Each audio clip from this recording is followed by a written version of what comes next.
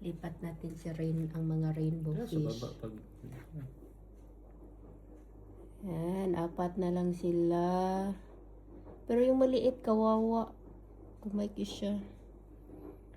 Welcome to your community tank. Yan. Ito na yung mga cute little babies. Yan, malalaki na sila. We move here because this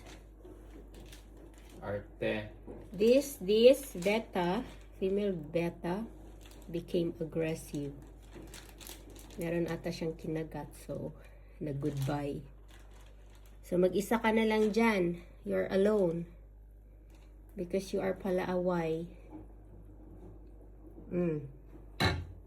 Very territorial. She started to fight and bite those rainbow fish.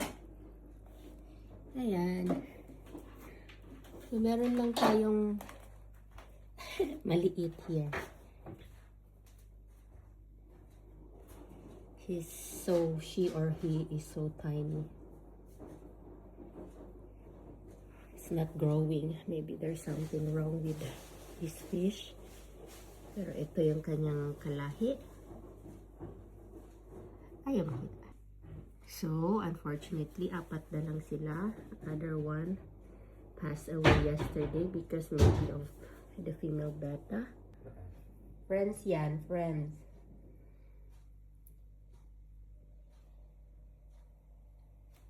Okay lang man sila. Hindi nila maaway yan kasi malaki na yan, no? Sayang yung isa. Pero sayang. Okay.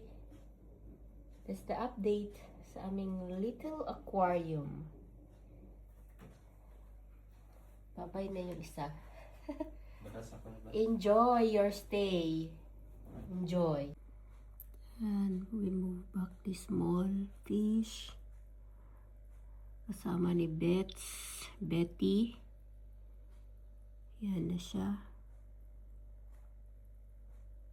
Because they are bullying the small one.